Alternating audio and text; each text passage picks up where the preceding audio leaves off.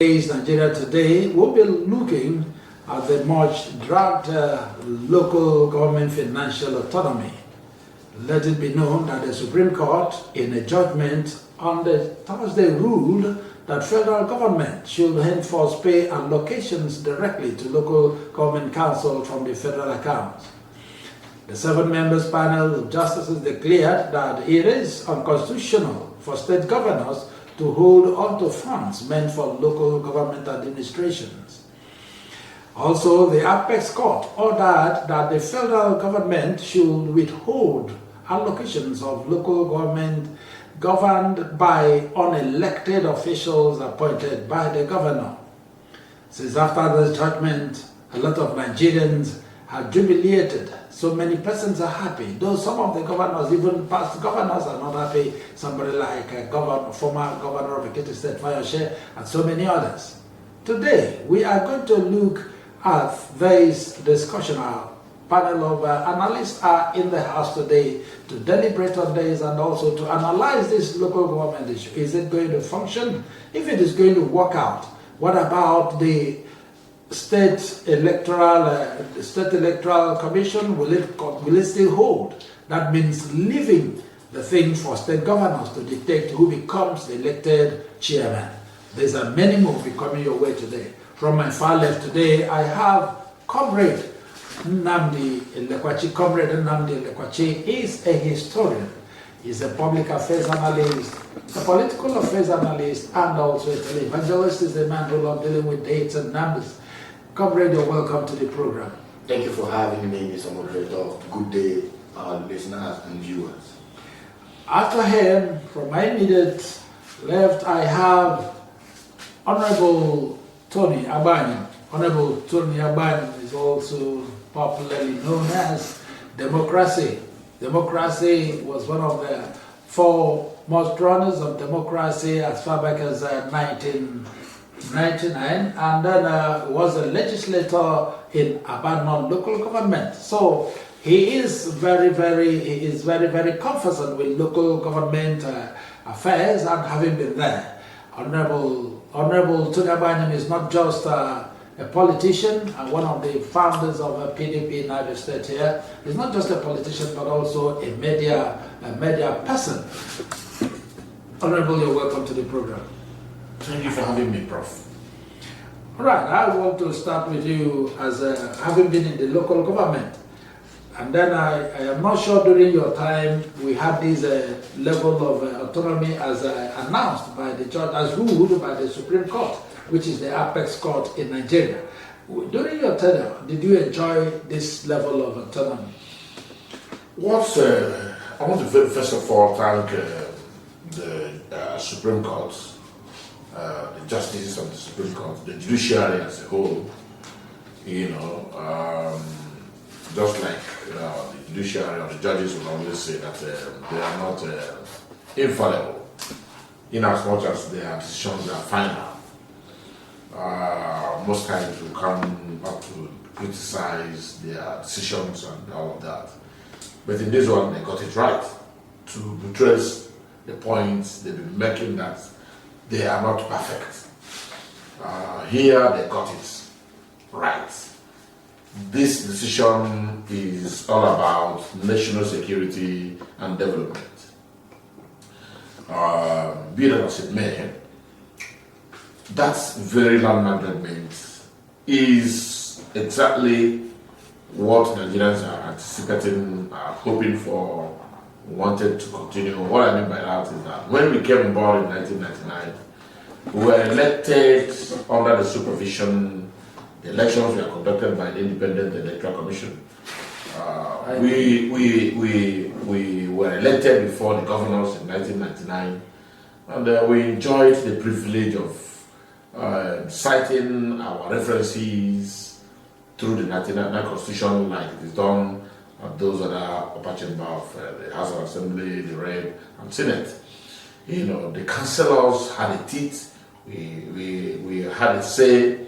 We are contributive to what was going on in the council, in as much as we were kind of impeded by activities of these same governors. So we really enjoyed exactly. It was like at the end of our tenure, the governors came together and threw away the entire process that was also supported by the then president too. What the current president did was exactly what the then president did. Also then, talking about President Olusegun Obasanjo, who also asked for the extension of our tenure to be at par with himself, the governors, and all of that, and the rep members and the Senate. But these same governors, via the former governor of Abia State, Orji Kalu, went to court and made sure that our tenure didn't exceed above 3 years. And thereafter, the governors now got that judgment and they decided operating and executing one or two things they lifted from the constitution by making laws for the elected councillors and chairmen. And since then, the local councils across the country went into comatose. Nothing happens again in the councils. A situation where today, as I'm talking to you, if I'm seen in Abama local government today, the staff there who were there when I came as a councillor, everybody will start celebrating, everybody will stand to hug and shake me, and they'll be saying, since you people left here, that was the end of this council. That was the end of legislature in the local government. Likewise, every other local government across Abia and the entire 774 local governments. The local government was like, kept in the cooler. So we want to thank, on behalf of the former elected councillors of 1998, December 5th, 1998, we were elected and we were sworn in on the 2nd of June 1999. On behalf of all of us across the country, we want to thank the judiciary. We also want to thank the federal government who is to take that very suit that brought us to where we are today. It's a work in progress and we know it can always be better. All right.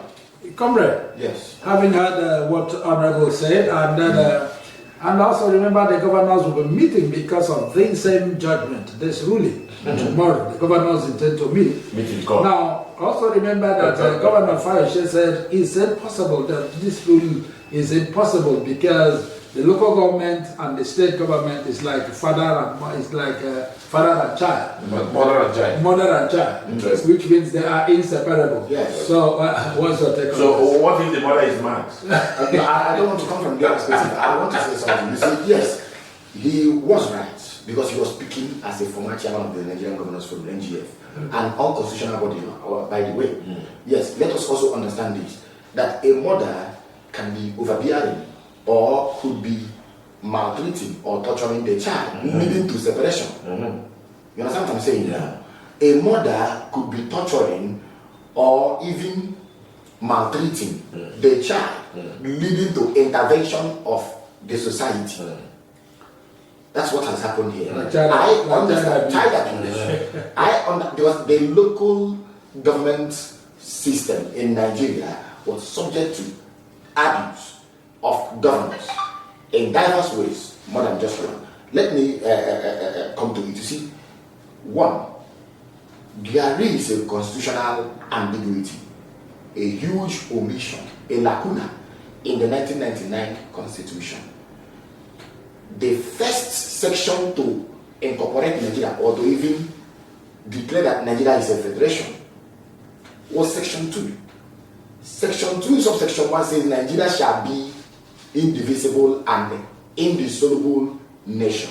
Then subsection 2 of the same section 2 now says Nigeria shall be a federation of 36 states. It did not include the councils. So that's why each time, if you remember very well, when Governor Adibosala of Osun State created what he called the state of Osun and created new local council development areas, as he called them, about 36 or 37 of them. His argument was that the councils were not federated, and the Supreme Court then, or the court then, I think, granted the prayers. The governors have been saying this. Now, if you come to section 7, subsection 1, the provision is clear. It says that a system of local government with a democratically elected officials is under this constitution guaranteed. Have you seen that now? Yeah. A system of local government with democratically elected personnel or officials is under this constitutional granted. That the meaning is that there should be no room for anything like transition chairman, call them whatever you like, even mayor or anything you call them, even caretaker committee. You are not coming to take care of the council. The council under the constitution is assumed to be governed or must be governed by a democratically elected personnel or persons. That's the. Then it says again in the same section, pursuant to section 8, that the states shall see to the existence of these councils in terms of structure, governance, composition, and finance. Which means, yes, the constitution allows the states to perform certain functions for and on behalf of the councils, to the extent that it does not exclude what democracy, financial autonomy, political autonomy, and the existence of the councils. It says they must exist in accordance with the state laws. That is why state House of Assembly will make laws that will supersede those of the councils, known as edit. That's by the way. Now, in section 162, subsection 3 and subsection 6, it says that the money or the revenue standing to the credit of local government shall be disbursed as the National Assembly may deem fit. Then he said again in subsection 6 that there shall be state joint and local government accounts into which money standing to the credit of the local councils shall be paid. Which means already the constitution assumed or knows that the local councils are what the children or to an extent appendage of the states. You understand? But with clear-cut provision that nothing shall be done to deny that third tier of government its constitutional rights in terms of finance, in terms of autonomy. Now, why have the states over the years abused this? Because of technicalities in the constitution, because of ambiguity. They will tell you that the council is like their daughter or their son, and they begin to do what? Administer it as they deem fit. That is why I consider what the Supreme Court did in this case as a doctrine of necessity, not as a constitutional ruling, but a doctrine of necessity that was done to save the federation, not the laws thereof. Because Abraham Lincoln said something. Lincoln said, and I quote, in matters of state, we cannot save a limb and give a life, but we can save a life and give a limb. Someone can be amputated to save life, but someone cannot give his life to save a limb or a leg or so. That's what we've done here. You understand? Yeah. So in this case, the governors have shown themselves to be nefarious, to be unconstitutional, to be czars, to be emperors than elected officials. That is why this ruling is welcome, even though it might have gone extra to the constitutional provisions. So it is a welcome development because the governors had actually denied the council's democracy, because we have what we call intergovernmental relations on the vertical scale. The vertical is just like this top. The federal government is sitting at top, the states at the middle, the local government at the foot. So you cannot relate to the foot without passing through the middle. But since the middle have constituted themselves a brick wall, denying people at the grassroots basic needs of governance, then the intervention had to come.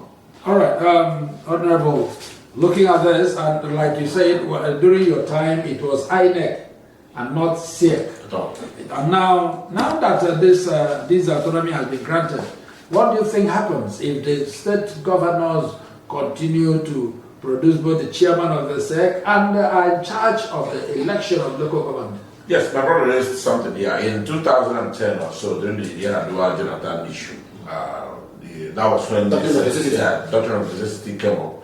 And that's exactly what I can say has happened now. We want the president again for the interest of the country.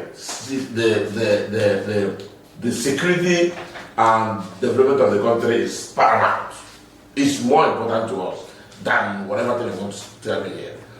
The president should go back again and ask the Supreme Court to decide on what to do with state electoral bodies.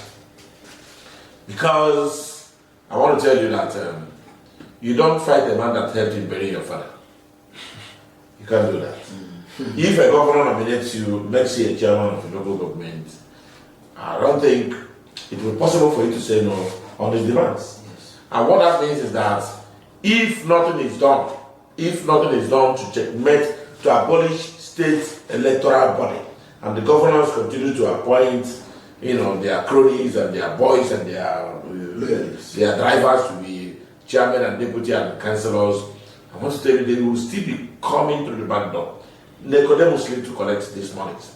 And what it means is that even though a thing like that happened while we were in the council, a situation where Governor Ochikalo will write letters of all kinds of things from the government house. You see the seal of the governor, office of the governor of Abia State, money for what do they call it? Ochikalo, free medical scheme. You are here, and all of that. At the end of the day, by the time they visit your local government, get to the venue, what you will see is Panadol and paracetamol and taking off BP and all of that. That's how our billions will be thrown away, So, at the end of the day, if the governor makes anybody a chairman, deputy, and councillors and all of that through their political platform, definitely you have no choice than to bend and listen to them to an extent. And there's going to be a crisis. Crisis is looming, because what I mean by that is that EFCC office will be overcrowded. EFCC detention camp will be overcrowded. What it means that virtually all the chairmen, if they fail to do anything about it, if the Supreme Court fails to help us abolish that very electoral so-called, because no election is conducted. Just see what happened in Delta yesterday.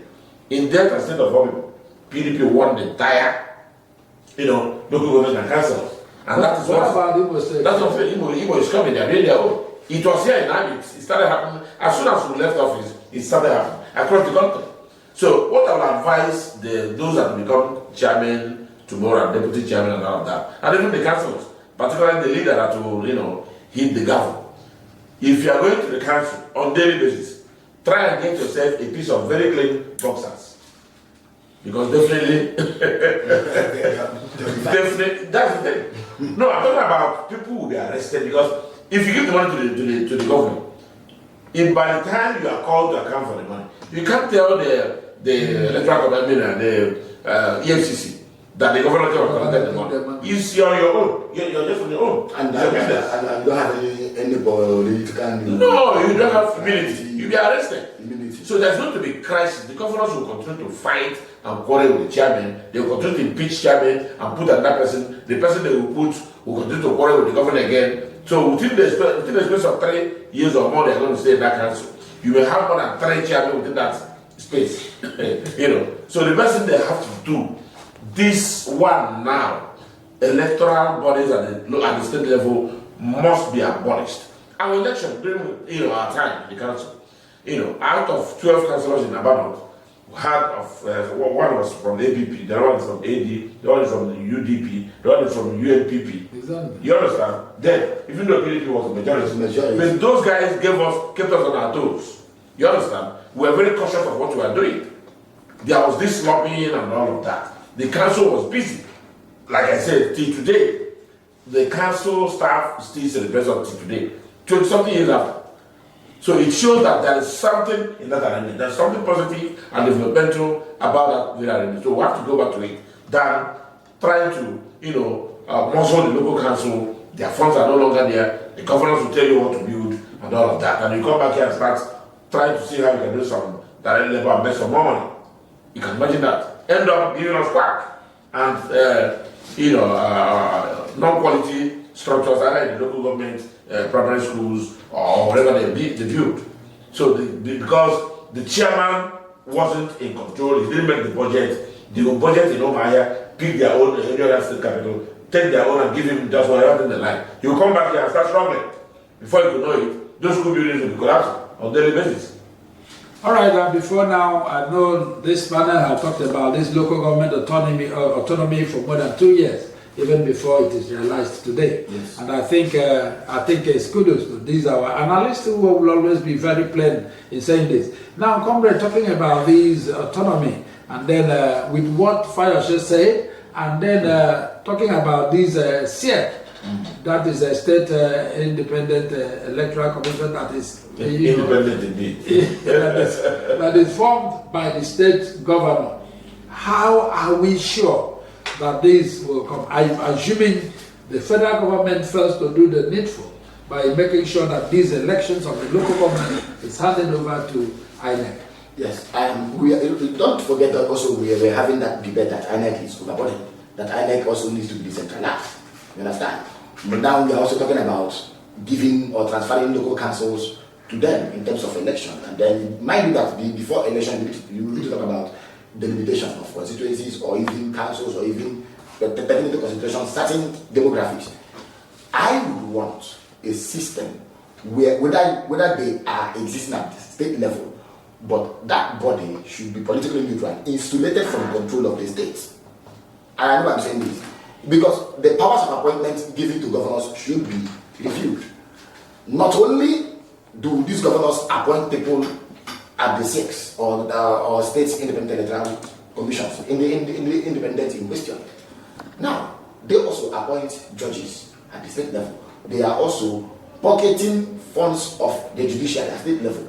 Don't forget the executive order number 10 we talked about here, we dissected here, when former President Muhammadu Buhari sought to bring about freedom to the judiciary and the legislatures at this state. He now came up with the executive order number 10. You understand? What was that order about? That order was challenged by governors on the basis that the federal government has no business whatsoever interfering with the internal workings of state government. The same person who sat on the panel that awarded that judgment was the same justice who read this judgment. Justice Emmanuel Agim. He read that then he voted or he ruled that the government of the Federal Republic of Nigeria should have no business in the internal structures and workings of the state. Today he has read a different judgment now as in reading the lead judgment. Presiding over the panel, he now ruled that the federal government should now disburse revenues, you understand, to the councils directly, which means to an extent he has now reversed himself. Now, what is important to us should be this: whether or not they are existing at state level or we are having a different body entirely, let the powers of appointment given to the governors be reviewed, because this is how it starts. The same thing that happens at the state level, don't forget, happens at the federal level. Today, we are dissecting that of the state. It now seems as if Tinubu is, or the federal government is this state, or is this sense. Who appoints INEC chairman, the umpire? Who appoints the titles for the federation? Who appoints the security and service chiefs? And when you look at what INEC calls inter-agency consultative election forum, which comprises the security agencies and then all these state actors, all of them are appointed by the president. So the same thing is happening at the state level.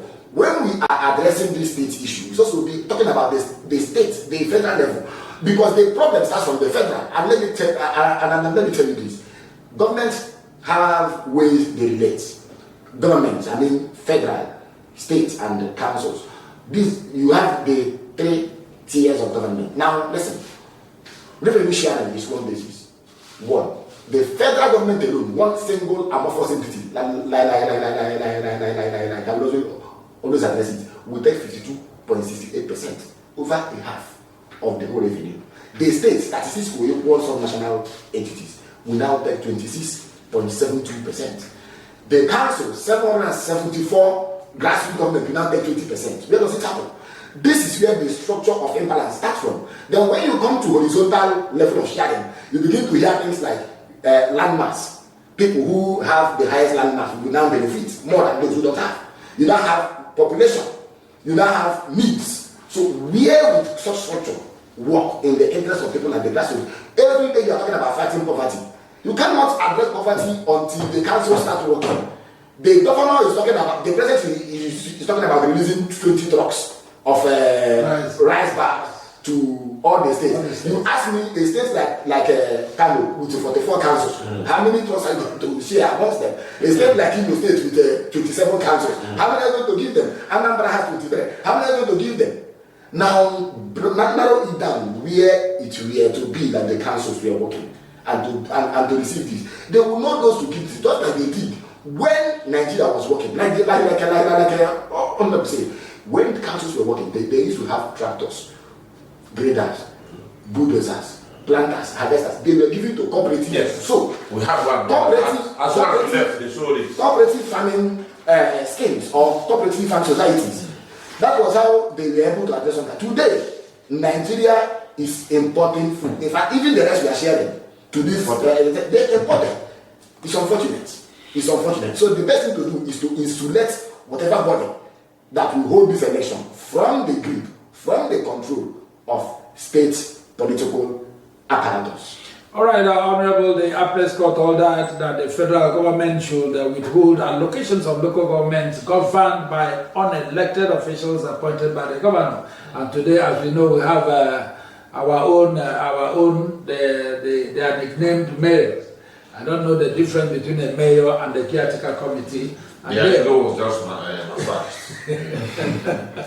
okay, and then now that this allocation, what happens to the forthcoming allocations of the local government, since we don't have elected ones yet, and the governor has not announced any near date for local government elections? Yes, as at this morning I heard on the news that the Attorney General with the Accountant General of the Federation and Minister of Finance will be meeting today with either the state commissioners of finance to see how they can bend back a little bit to make sure that the salary for this month is paid.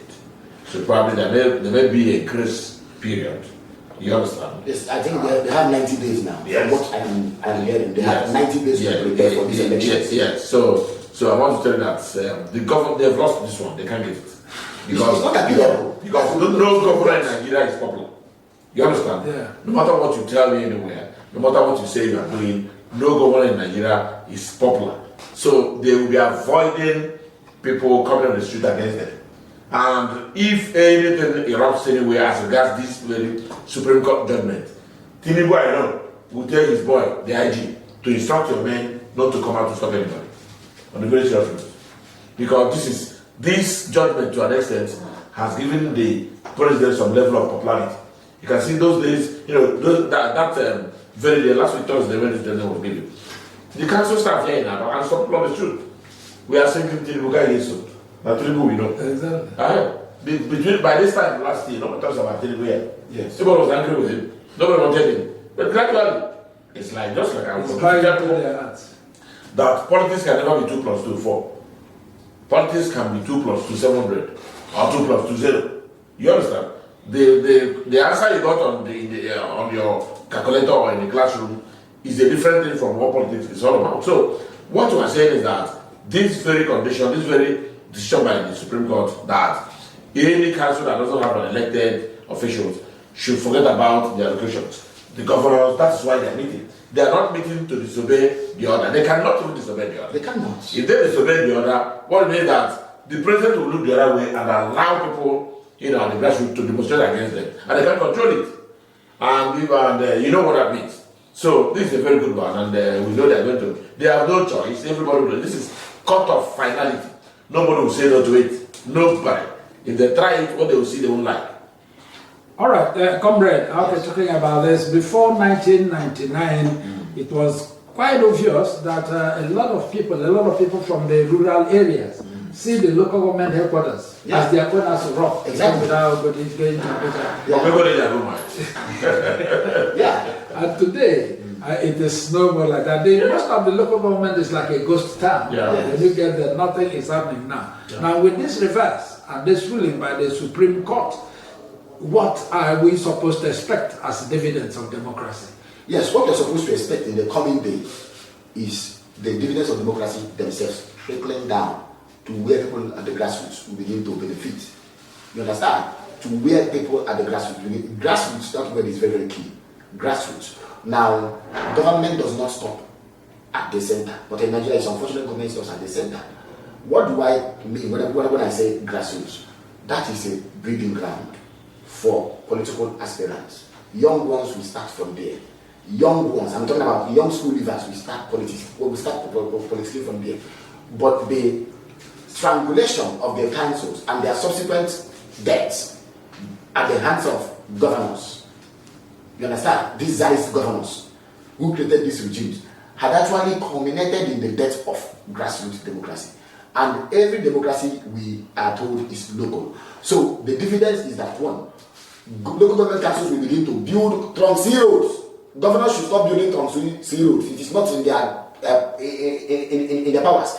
the local government will begin to inspect abattoirs, begin to carry out inoculation activities or services on animals in take over our markets. You know that? Take over markets, Yeah. begin to name streets, We're begin getting to administer tolls from court charges to air revenue. We now control its own internal revenue from markets, from abattoirs, from streets, from all the places we know local government should earn the revenue. Today, hawker community is paid to the state. Exactly. Imagine. Governors try to decide who will become the chairman or the president of the market unions. It shouldn't be like that.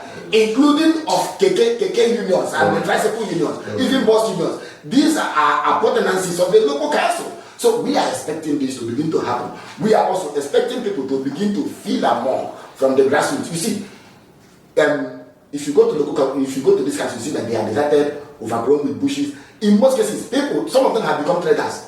They are selling the Rusi or tomato, everything there. Because the business of governance has been halted at the center. So it should come down to the grassroots. Because if you say grassroots, it simply means you are talking about the base. And what is the base? The foundation. If you look at the pyramid, it doesn't stand on the tip, it stands on the base. So that's what we must do, broaden the base of our democracy by including locals, people in the grassroots, through what? Empowering the local government system. We must not continue to waste our lives to serve names. We must do the needful if need be. All right, Honorable, shortly before I go, just in a few seconds. Now that we're talking about the markets and schools and so on, especially in Niger State here, most of these ones are taken over by the state. And then since the Supreme Court did not mention these ones, how are we sure that the state will leave these places for the local government again? Let me tell you, earlier last year, even before this, at the twilight of the administration, the past administration, even though a member of PDP, I told the indigenous of this town, the indigenous of Abano, to go and sue the state government to give back hands off Ariara markets. In the last 10 years, the state government took over Ariara market, all the revenue collectors, just like we said, everybody has turned into a petty trader in the council. They come there with all kinds of articles and Nice. So I want to tell you that we are going to achieve it. By the time this thing starts, the governors will be. I want to tell you that the office of the governor, you understand, we face a lot of litigations as individuals will start going to court to demand those, even if they are judges which they appointed at the state level, give them judgment, will proceed until they go to the Supreme Court. So just let everybody should relax. A good thing has started, is a work in progress, and we know that it will definitely get better. All right, wonderful listeners and viewers, this is the much we're going to take today. We're talking about the local government of financial autonomy that has been granted by the Supreme Court. That is the apex court in Nigeria. That automatically means that even if the governors are holding their meetings tomorrow, just like Honorable said and confirmed by Comrade, they will only be discussive on the way forward. There is no other court to reverse what has been said. Having said that, this is the much we are going to take for today. Before we leave, say from my far right, I have Comrade Nnamdi Lekwachi. Comrade Nnamdi Lekwachi, thank you for being part of today's program. My pleasure, anytime. And Honorable Tony Abajim, Democracy, thank you for being here today again. My pleasure, thank you. And this is your anchor man, Chinedum Godson Adela. Keep it with us until we come your way again. Bye for now.